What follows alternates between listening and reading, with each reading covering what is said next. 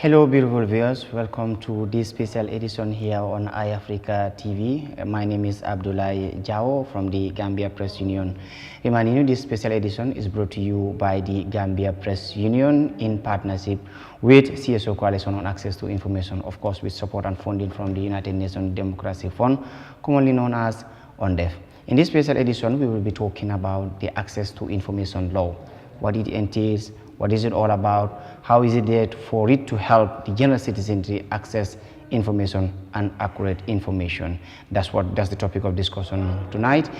With my panelists in the studio, I have my able president, who is Mohammed Esba, the president of the Gambia Press Union, with me in the studio. And also I have Mr. Famara Jammeh. Famara Jammeh is a renowned activist and a well-known person in the Gambia. So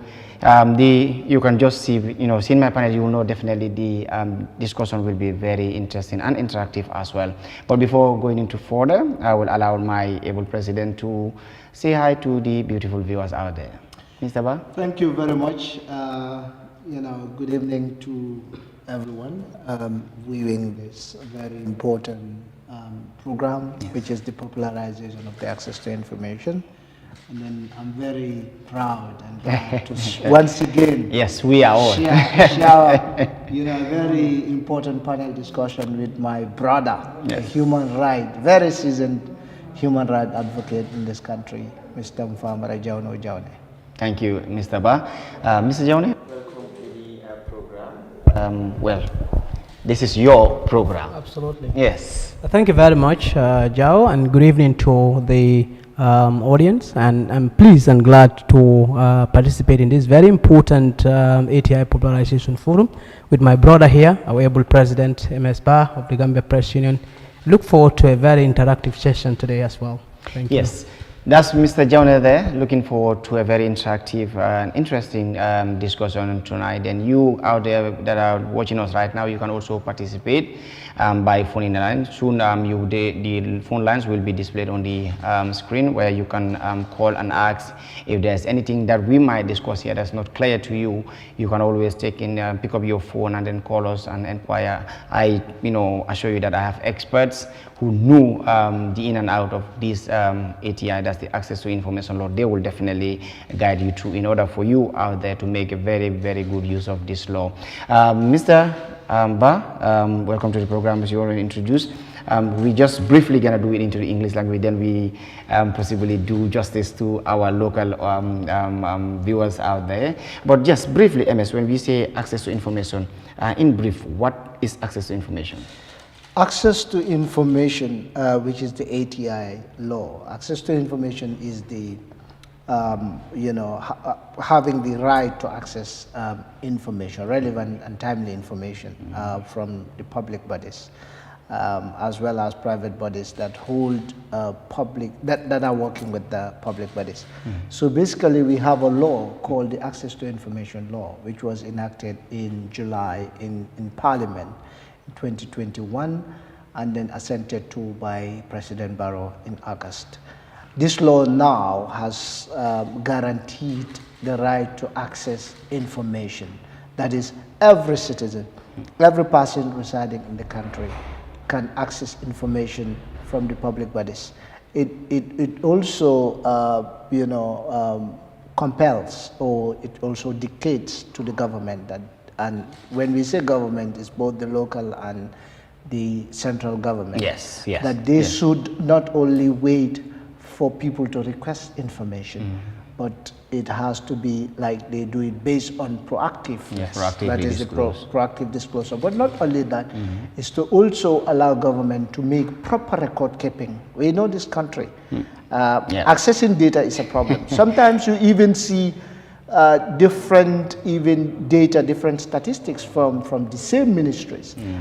Some will tell you youths are 60% of the population, others will tell you 70%. Others will, even the population of the Gambia, you see 1.5, 2.5. So you don't know which is the official rate unless you go to the Gambia Bureau of Statistics. But it's sometimes confusing. So this is why this law is important to ensure that there is a proper record keeping, There is proactive disclosure, there is transparency and accountability, and citizens are also guaranteed the right to request information and access information as well. Citizens are guaranteed definitely the right to request and access information to Mr. Jammeh. MS did touch some parts of it, but yes, the law is here. MS did explain the law, but why the law? Why is the law important to the general citizenry? Well, thank you very much, Yao. So the law is very important for the citizens because, like he rightly said, it guarantees our right to access information that public bodies, like he rightly mentioned, and any other institution that is dealing with public funds. So whatever information that they have, this law gives us the opportunity as citizens of this country, as Gambians, to be able to find out whatever they are doing on our behalf. So it's very, very important because law is something that it provides you that legal backing, the opportunity to be able to access the information that you need to have as citizen of this country. So the importance of the law cannot be overemphasized. We all know that there has been a lot of alleged corruption in this country. Public perception about corruption is very high in this country. Issues of fake news is a problem in this country, So, so this law definitely is important because it will reduce all those problems, because that issue of transparency, accountability, citizens being able to know in and out of the government. Information, we said, is very powerful. It's a very important tool that citizens use to make informed decisions and informed choices. So the law, therefore, will help us as citizens to hold our government accountable. But like he rightly said, it's not all about the central government level, but also even at the local councils, area councils. So that's why ATI law is very, very important if citizens definitely know the provisions of this law. And we have to applaud the Gambia Press Union and the CSO Coalition on access to information for this popularization drive, because it's only when people know the law, they can utilize it to their advantage. So yes, the ATI law is very, very important, and it gives citizens that right to access the information that is public information that is being kept by our departments, our ministries, and all other bodies that are dealing with public resources, whether private or public institutions, as long as they are dealing with public resources, will be able to access that information from them. I always tell people that all the files that we see, the big files and everything that contain that big information in the offices, if you see some people carry it like that to themselves as it's their personal property, of course this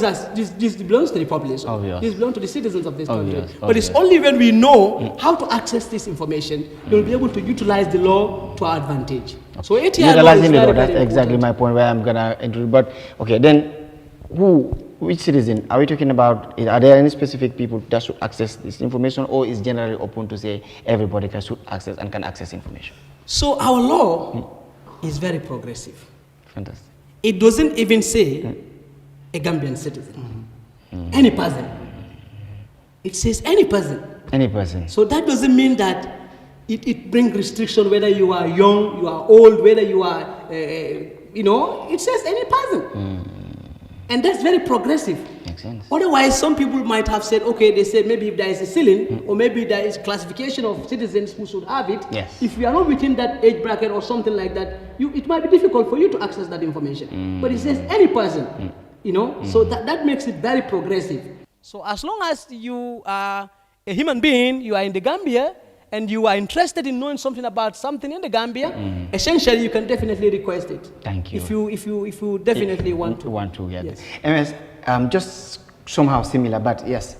he did indeed talked about anybody can access and everybody can access. But some might think, okay, maybe the documents, maybe the information I need might be only in written. If I access it, it will be pointless. Are there any classifications made in making people accessing for different type of accessing information in a different form? Does the law factor people with disability that will say people that cannot read? Is there anything said about it? Yeah, sure. As Farmer Radley mentioned, the law is very progressive. Remember, this is a law that emanated from the civil society and GPU. So it was this was one of the most consultative, I can say, law bill before it coming into law. So the people that can access information, they have the right to access the information in the form that they understand the information. For example, if you are differently able, maybe you are hard of hearing, but you understand information maybe through sign language, or whatever means, maybe they have to create this information so that you can understand. If it is maybe you cannot see but you can hear, they will provide those facilities for you. So you know, or even Braille, people who cannot see. So I believe this is very important, like people visually impaired people. The law has those progressive clauses that states that people should access information. Not only that, even if you can understand the information in a way that is relevant to your own consumption, then there should be a provision for you to ensure that you understand the information in a way that you will better consume it. So it's important. And also, obviously, if you're allowed to access information, you can even better understand it by also giving it to an independent person who you trust that will interpret this information to you at your own understanding. So it's important that we know the law, because this law is very progressive. As Yahya Jammeh mentioned, it will bring public trust, public participation. It will also enhance our democracy. You know, it will make sure that people participate. It does. In But MS, quickly guide us through the process of when I want to access information. What are the processes put in play that one can use or go through in making so they access information? Yeah, there are different levels. For example, the proactive disclosure. That one government must do that. Meaning government information must should be made voluntarily readily available. Yes, readily available in all aspects. For example, if we are to have a new constitution, for example, if it is gazetted, then government should be very proactive in ensuring that people access that gazette. If a law is passed, government should ensure that people access that. If the budget is approved, government should ensure that not only what happens is mostly is the Minister of Finance that will give the lump, that whole bulky budget, but it is also incumbent on those that are executing the budget at department level, at ministry level, to ensure that they publish that. So that is proactive disclosure. The second aspect of it is the Information Commission will come up with a form, that will have the requester, meaning, the law has defined who is a requester, who can access the information. Then you will write through the information officer. Information officers, these are people, as per the law, these are personalities or individuals who will facilitate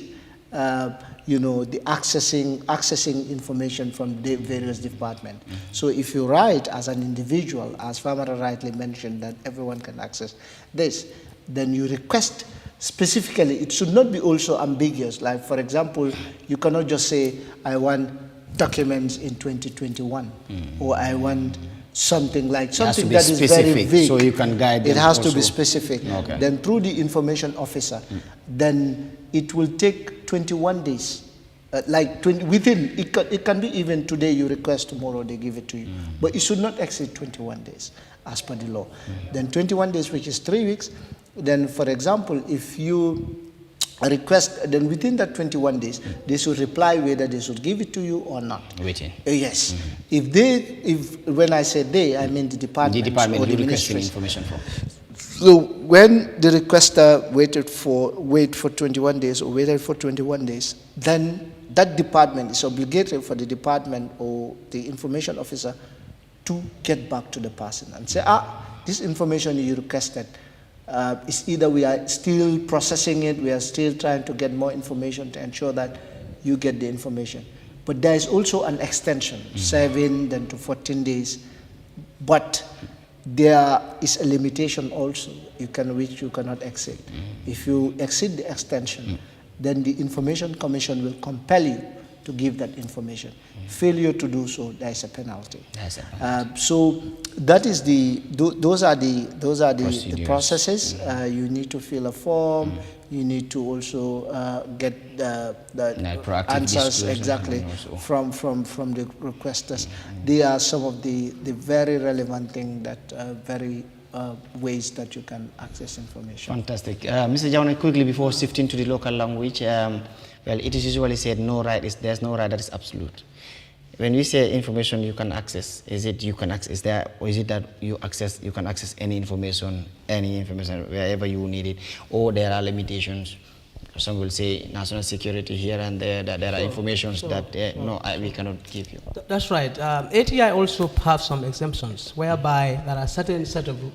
information that the information officers he rightly mentioned cannot disclose. So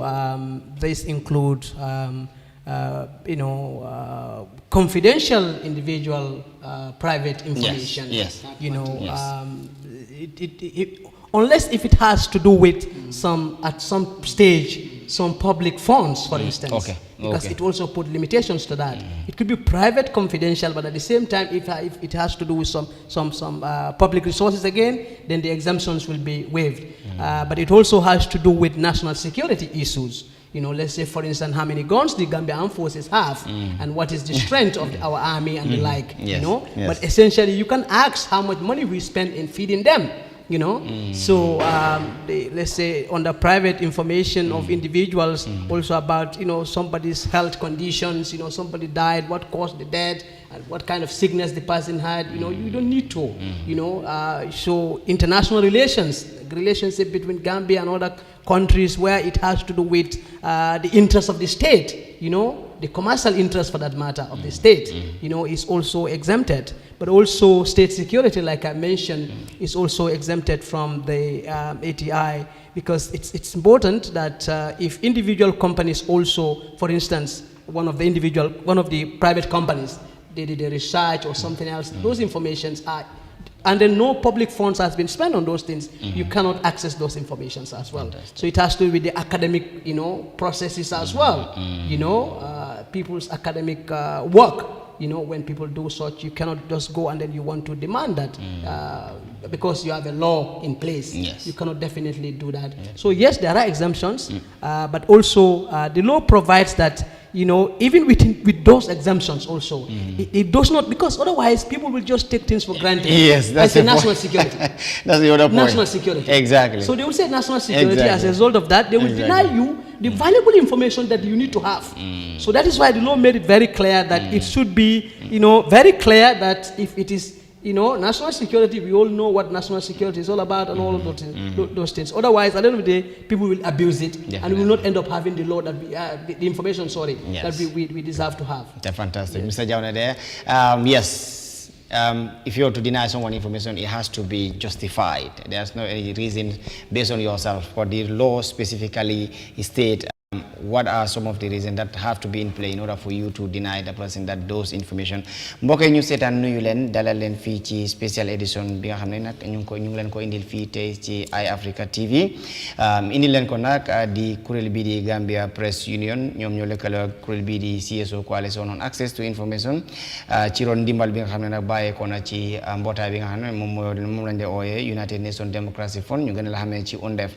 ci tey bi special edition nag dinañ waxtaan ak yéen ci maanaam loi bi nga xam ne nag duñ ne loi bu bees loi bu yàgg la waaye dañ koy gën a waxtaane ak askan wi pour ñu gën koo xam ñu mun koo jëfandikoo ndax soo gisee ñu xeex bi am puus bi am benn loi bi am dañ bëgg pour askan wi jëfandikoo ko bu mu nekk loi boo xam ne dafa am rek mu tegu foofu noonu moo tax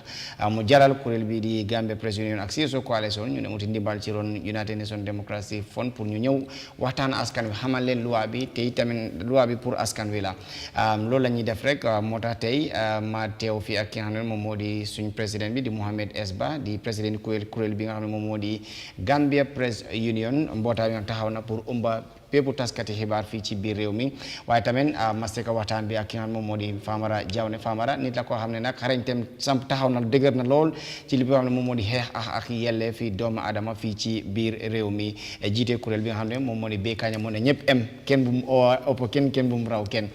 si loolu la ñuy dugga ci waxtaan bi waaye mbaɗen juɓe laal mbal konton na kal bisimilla jang Eyeafrica ñing special edition oto minu ya natale wolen Gambia Press Union itol ning CSO coalition on access to information le bulodi ñola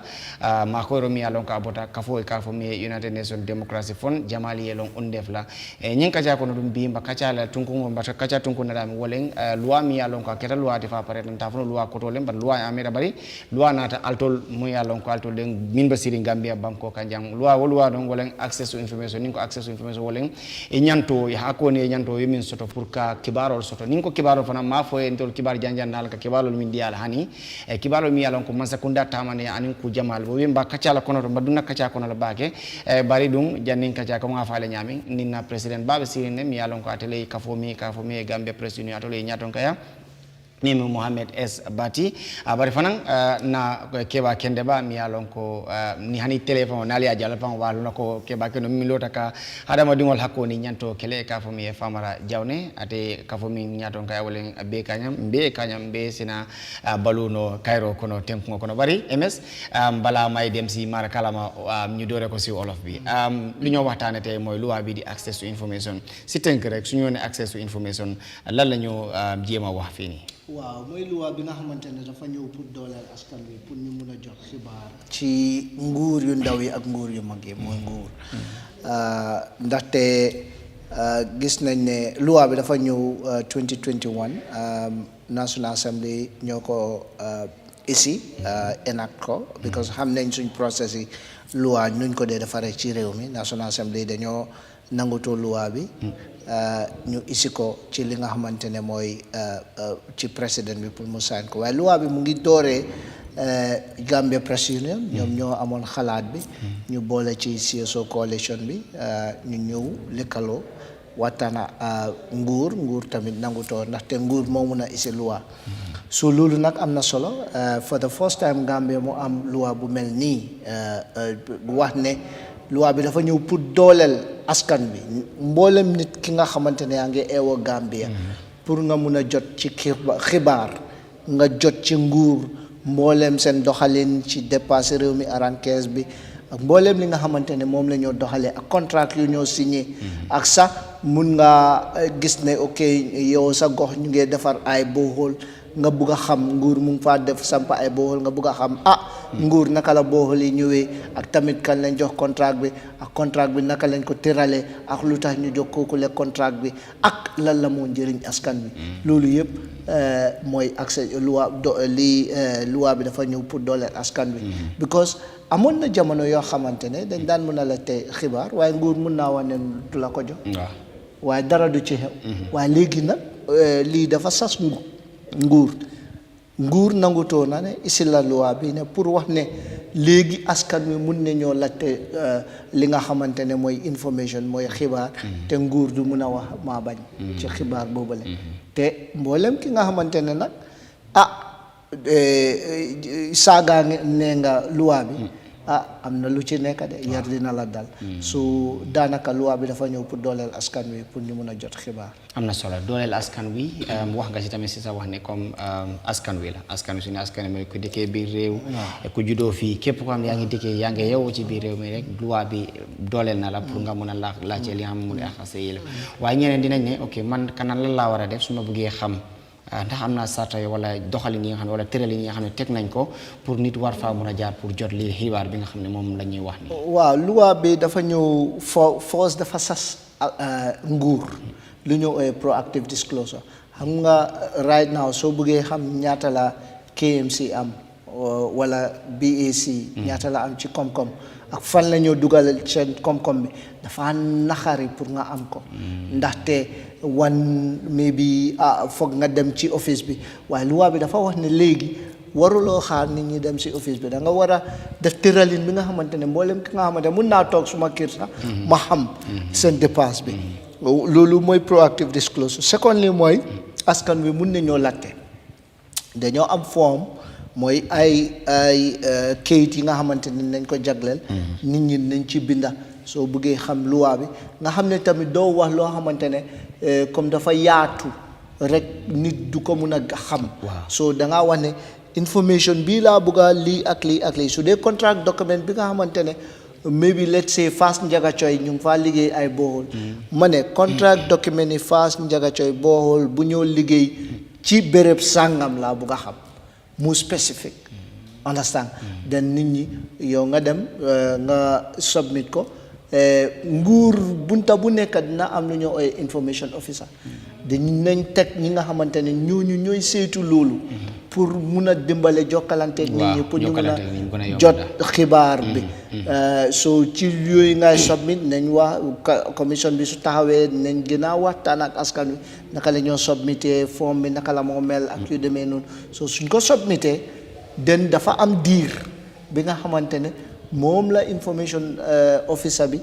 di am pour mun a gestu bi ko xibaar tamit soo ko lattee foog ñu dem ci seen file yi ñu print wala ñu def ko audio wala leneen a leneen a leneen a leneen dina jël diir exactly foog ñu jox la xibaar bu wér léegi ñoom diir boobu mooy 21 days ñaari fukki fan ak benn mooy 3 weeks ñetti semaine boobale dañ war a ñëwaat ñu wax la ne information baa ngi ni ci diggante boobu wala bokk ñu ne information bi bokk na ci loi bi ñu ne buñ ko joxee waaye dina nekk ci loi bi te tënka dafa war a nekk lu wér maanaam lu wér la daal waaw nekku ne ci coobare non du nekk ci coobare moom amatul because loi bi waxul benn coobare bokkatu thank you so léegi soo liyee léegi ñu jox la loi bi wala ñu wax la lu tax su fekkee ne gisagu leen information bi doyut mun ngeen a def extension ba 14 days sax mun naa am den suñ dañ joxee loolu den commission bi su fekkee ne yéen defu leen den dañoo ñëwaat ñu ne la ne commission bi mooy wax ne déedéet loi bi jox nañ leen maybe 7 days 7 days daal wala 5 days daal des na si commission bi suñ leen joxee loolu soo leen ko joxul yar dina dal ku ñu amee loi ñu amee information boobu la su dafa ñëw pour dooleel askan wi te askan wi tamit dañ ci war a gën a yëngu pour ñu mun a jot xibaar am na solo boo ci wax sax banaa noo ci waxee sax mooy wone solo su mu am mooy dooleel bu mu def ñi nga xam ñoom ñoo dëkkee ci biir réew mi di yeewoo ci biir réew mi dooleel na la pour nga jot xibaar léegi maanaam ubbiwuñ benn buntu pour nit ki mun a toog di am waxi sew wala xelaati boppam soo bëggee am lu leer xam nga loi ñëw na pour bu la dooleel pour jox la sa doole sa gëdd ne la ne jógal demal bi si jëwrin boo yaakaar ne xibaar boo soxla si jëwrin boobu la nekk nga dem si jëwrin boobu amaana nga bindaleen soo ko seetee comme ni ñu ko waxee proactive bi mooy maanaam ñoom suñ ko génnewut si askan wi jëkk ko yow soo buggee soxla ko rek yow mën ngaa dox ba si ñoom nga laajte leen ko ñu jox la ko nga mën a am lu leer nga xam ne looy waxtaanee su nekkee fooy jëf waxtaan nga mën a wax lu la leer wax lu la wóor ndax si firnde nga koy teg loolu am na solo foog naa MS dina jàppale tamit di nga xam ne moom moo di dooleel démocratie daal ndax su yëgoo amee rek si diggante nguur ak nit ñi nga xam ne ñoom la moo doxal seen i mbir foog naa loolu lenn loo xam ne dina dooleel li nga xam ne moo di démocratie xam nga démocratie askan wi la ñëwal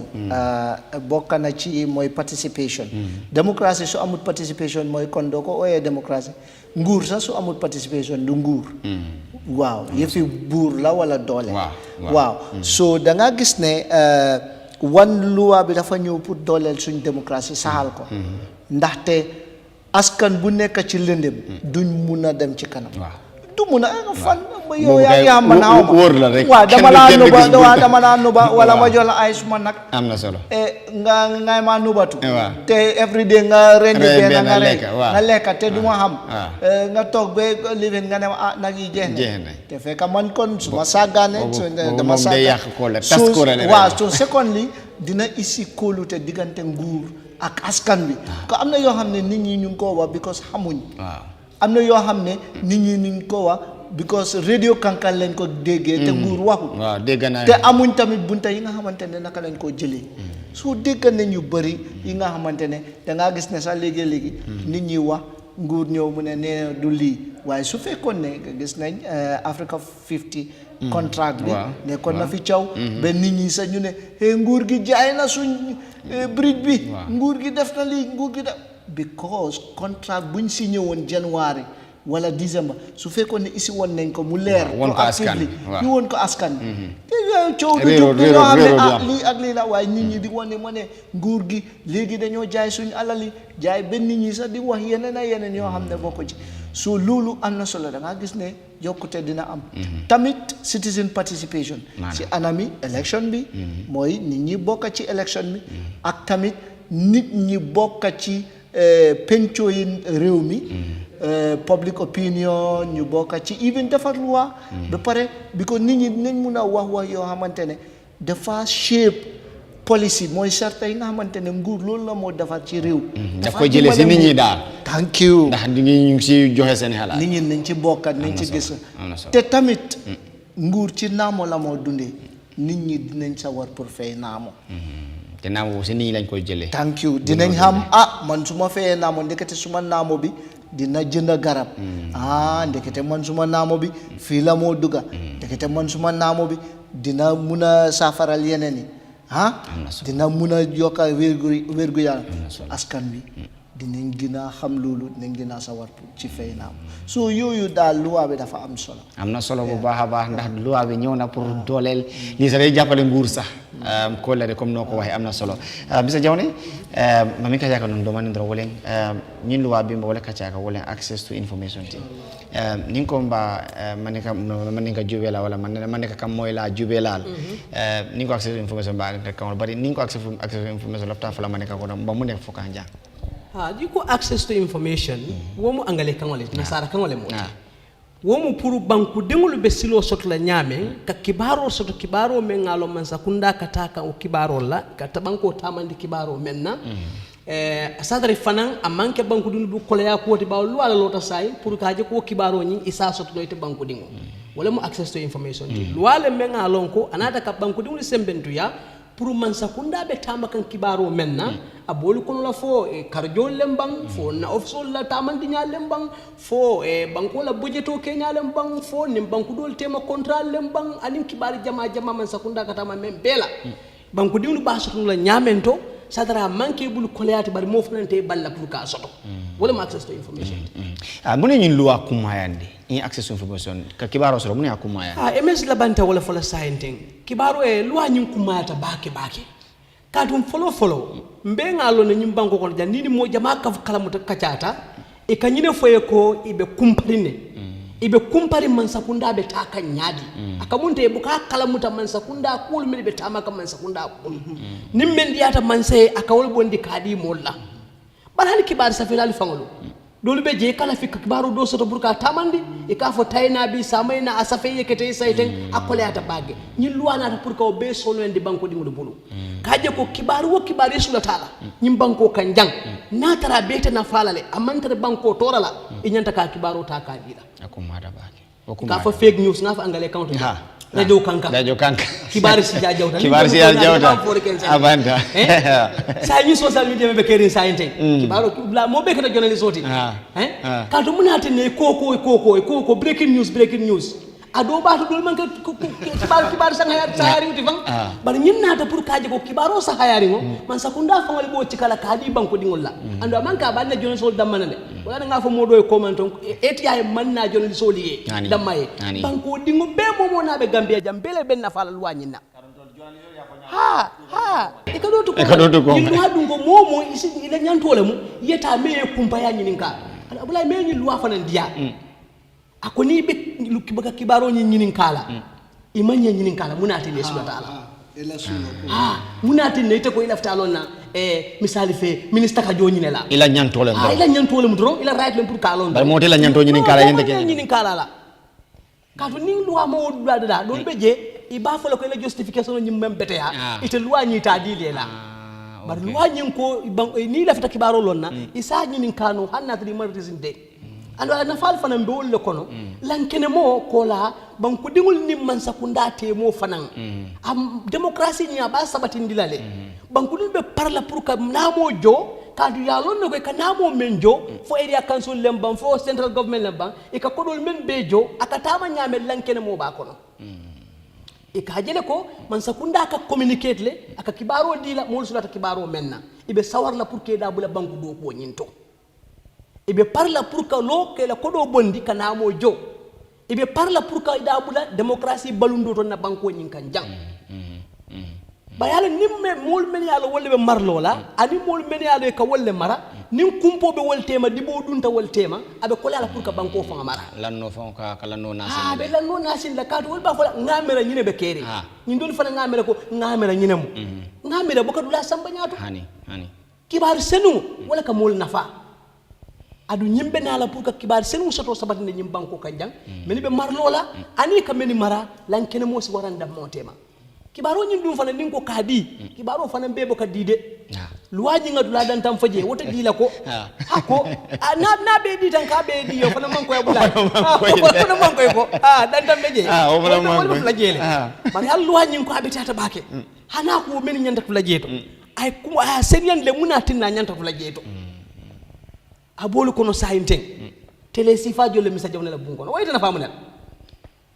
It's a private information. Me ngalong ko man sakunda la kodi kono man fefe. So kari afatale loptano do abeje abe laringe kuran jumale afa. Kuran jolle afa, kuran sifa nyaadi la afa sorry. Yaje. So mollo private kunkili na nafa ko me ngatara man sala nafulo man du wol kono lu wanyinte fotanole itata man no la jeto. Kuma da bake. Bari bankola tanko ko. Me ngalong ko na bankola kono tanko kuo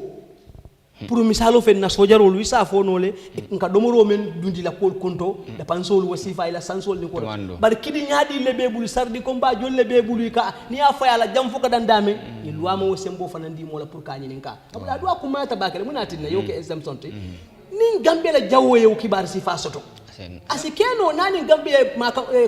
waliyo soto no asikeno as advantage against the Gambia wala na luwa ko kuma si wo kibar stifalo nte wol dino la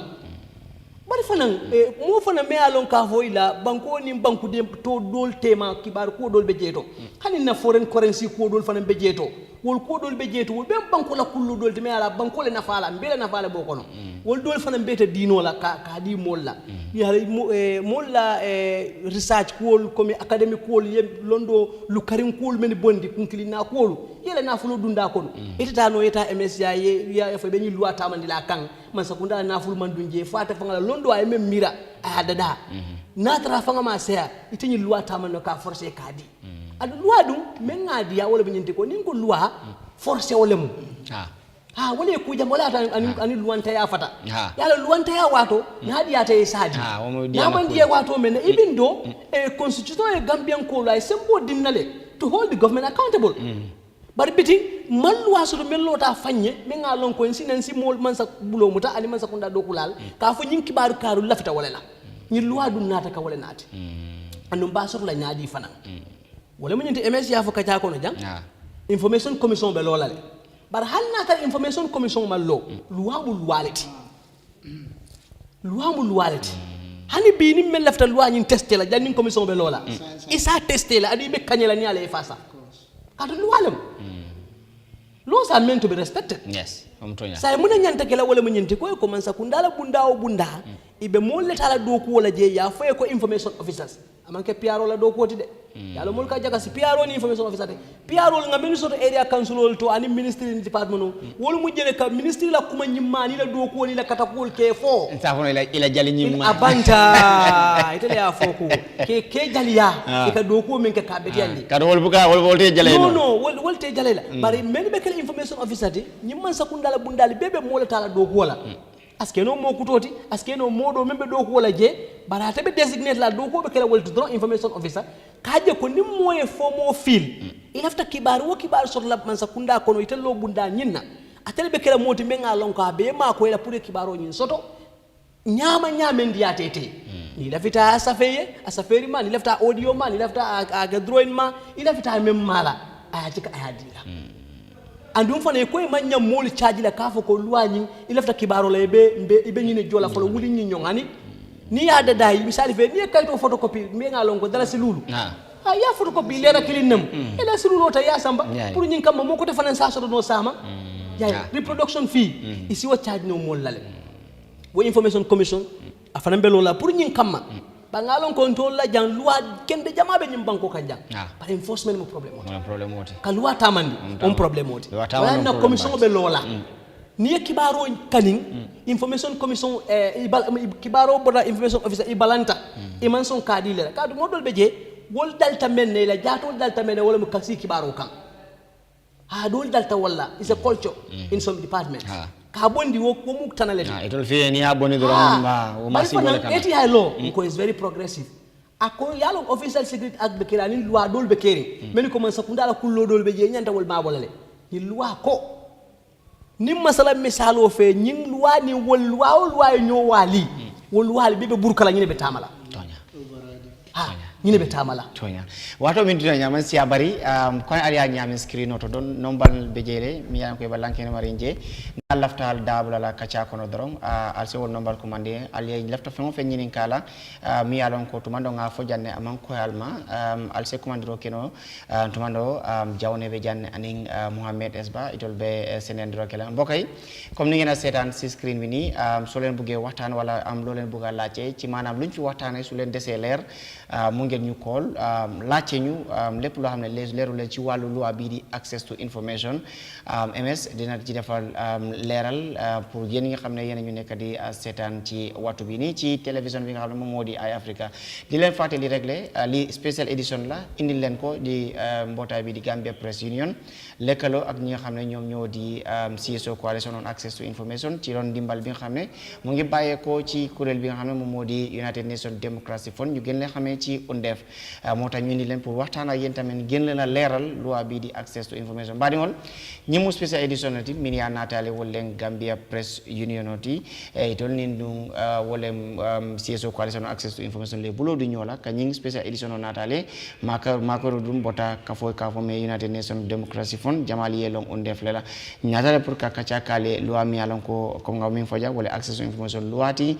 kal foka fali min mu luwati min ba luwa ñin kono andi fana ayal tol fana mi yalon kolbe siri Gambia banko wala Gambia dingolti al sembentu ya nyami pour ka kibaro soto famala jamne ya senandi bakele kibaro mu madama dingo nyantolti kato niya long ebuka kuma ebuka fo anya banyala bali bari niya long e ka fole anya anu wodi dum mani radio kankan comme afon kumo mo e wuli ay kumo fo min diata ma aman cede vola man firndo soto mi yalon ko ay wala sabu ay kumol fo nyin mu kuleti mi yalon ka kumayata bari comme nga fali nyame no balba safere screen olto na lafta ka commandero kedum al ko je commandé 2323213 wala nomba nyinti 2323213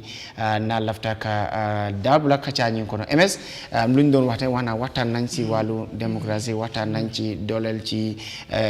bi nga xam ne nag loi bi dooleel na ko askan wi pour ñu mun a jot li nga xam ne moom moo di xibaar te itamit wax nga am solo bi nga xam ne moom moo di am solo loi bi am solo si mu am waaye amaana ñeneen dinañ foog ne man war naa toog comme que lii am na ma toog yaakaar rek ne journaliste yi dinañ ma jox xibaar yi ma soxla yëpp waaye foog nga ne dina am solo ñoom itamit ñu mën a jóg dem laajte lu leen leeru ndax ñun journaliste yi lu ñu wax dinañ am lu ñu desal waaw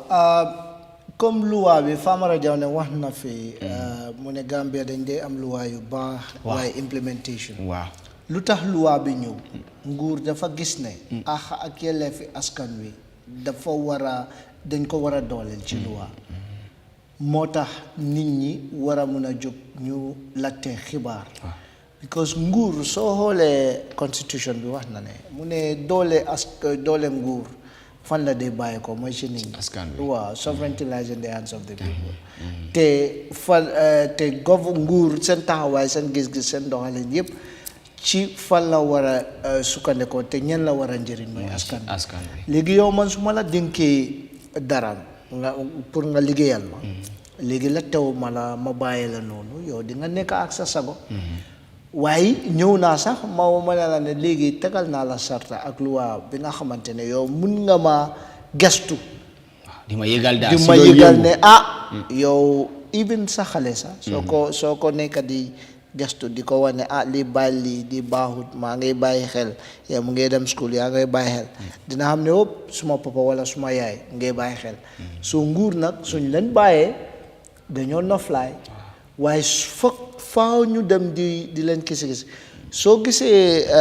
yeneen countries yi for example Sierra Leone loi bi mu ngi fa ñëw na around 2013 thereabout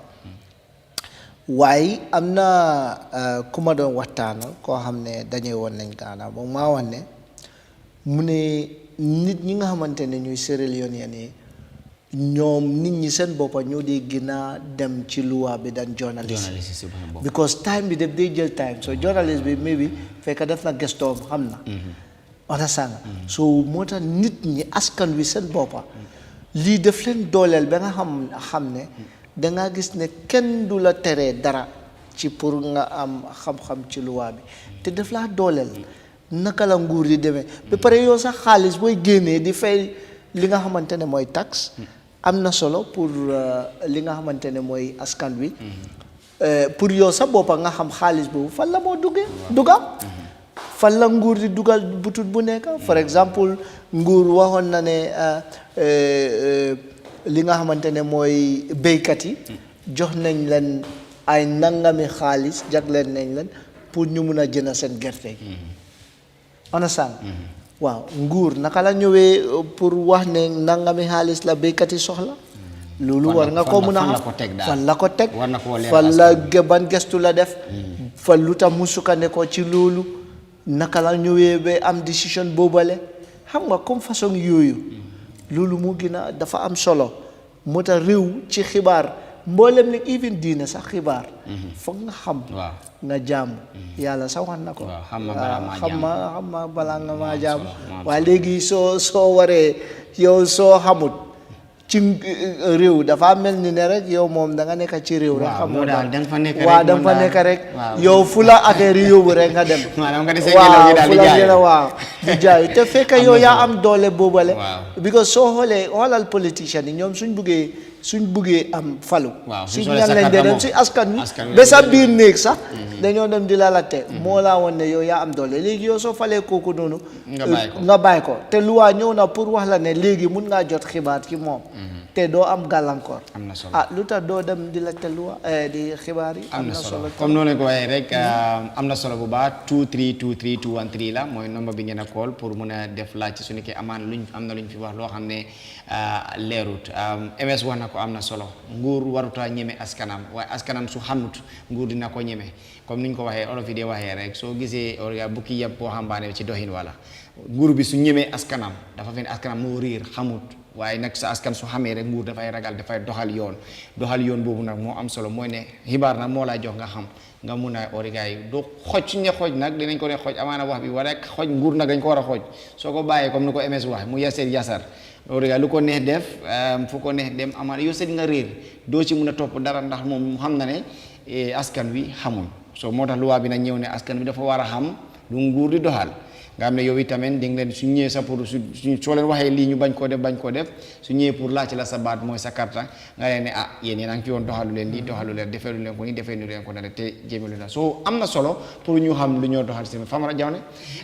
ma mi bëgg wolen ko ñun luwaa naatale andu mol ba mira la ko comme nga yaafo jani bari kanaka bana bambane wolen momi yalon ko ba mira la ko nte kibar janjanale min fo ñowo ende sile andu bari comme ya fantol nga fo ñaawo ñaa se dotu koma so akumala la pour jama moli ñun luwata ya ke tati ye mun fanga la comme ya fa ñam ya tester science kato man jari ka fo ka commission le bato bari ya tester science jama mol ñanta ko wotale ka ñun luwata ka ke tati ke mun fanga la ka sembentu ya to yala mo abulay o kuma ya tabake wala non ko luwana ta pour mol be andum kiskisrol yaay tandi ko bankol men ngalon ka fo ñu luwabe jannin gambe ya soto mol men manka kibar safelati wala mo jama fangay luwañin taye muna fangala dina katambe kibar safelat la ko wala siyata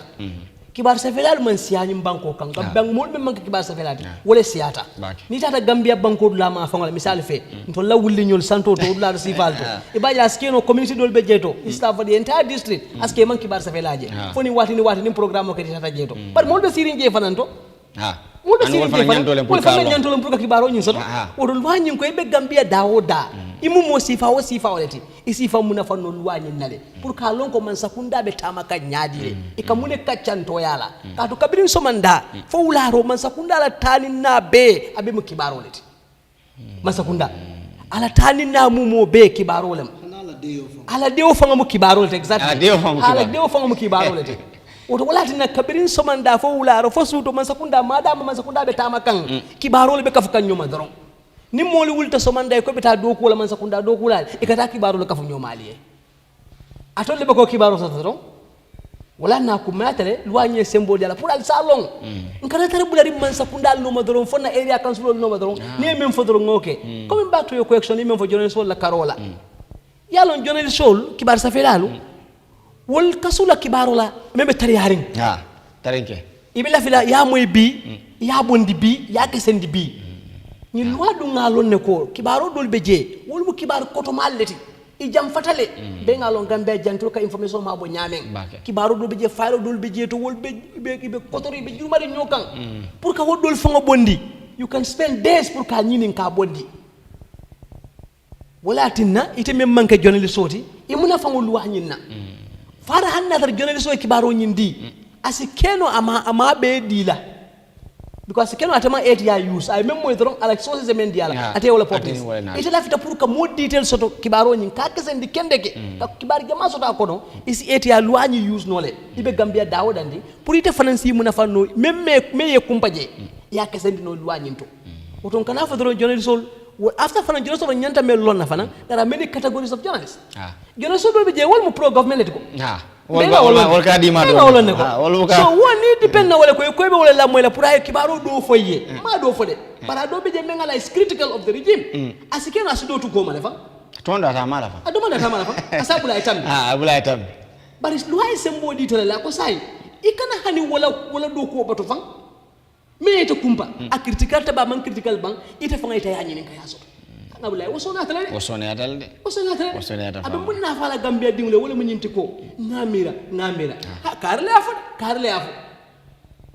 wo kar joma askena be men fo kan ngafu nyame askena man ko kibar sen wuti par sa fa lay symbole ta banko dingule be Gambia dawo da ngafu nyame ifo ngasi kibaro nyin sotono iye muna fangala banko sirwa kibar do sa fela la do ko be sono ya le bulle bari fana nga fana ka kibar safewo même matati nin télévision wala misali fe misalo ta jiates la anin télé to mal be hani radio fam news kibaru wati nangam le bala misalo fe news dolbe jihana le programme oge 3-4 minutes re ba kuntulale yalla wati le bala aka munda nin kibaro be ngalon ko pejol siata fo pej tan nani pej tan lulu kibaro be abe dinkare ngabe yara be tari lafta ka long wolto be fontile news killing to de hani ada wato tadino wato fona yento solo nyede la jang ha bari jani mbida ms mabara nga tagato askan wi watu lu ñu meyon manam xoj nañu dal jërëjëf di jaajëfal nit ñi di leen wax ne rek loi bi am na loi bi dafa ñu pour askan wi te askan wi dañ ko war a jëfandikoo te am na solo pour nit ñi mun a xam naka la nguur di doxale ak ñoom seen butut bu nekk fu moo duga ak fu moo génne waaw jërëjëf Famara saro ngaw saro di janni fo wati kote bella moral tentulan be jayila ninga mem fo janna fo kuta doron bella moral tentulan be jayila ninga mem fo janna fo kuta wota alala ya na man fo kuta doron mu hadama ya nasolati bari ka mem fo mole wato luwa beteyata ning atari ngata mandi bar luwa beteyata nyawnya safero to nimol me muna fangala manke luwa beto to alinga muna fal luwa nyinna nsana fa nyin soto no akuma alinga muna fal luwa la fon sa tine fon so kala mutano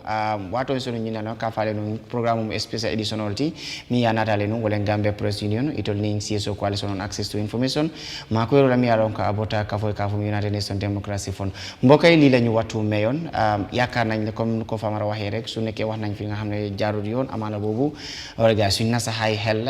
su jaare yoon rek boobu yàlla ñu si jàppale ji leen jaajëfal ci topp bi ngeen ñu topp leen waxoon ne special edition bi ñi leen ko indiloon di Gambia Press Union jàpp lëkkaloo ak ñi nga xam ñoom ñoo di CSO coalition on access to information ci ron dimbal ak dooleel bu bàyyeekoo ci United Nation Democracy Fund dinañ continuer di def ne rek di gën a waxtaan askan wi dina gën a gindi askan wi waaye nag comme tey ci Eyeafrica TV lii la ñu watu mayoon di leen jaajëfal ci topp bi ngeen ñu toppoon di leen ñaanal yàlla ñu yàlla may ñu fanaanoo jàmm jërë ngeen jëf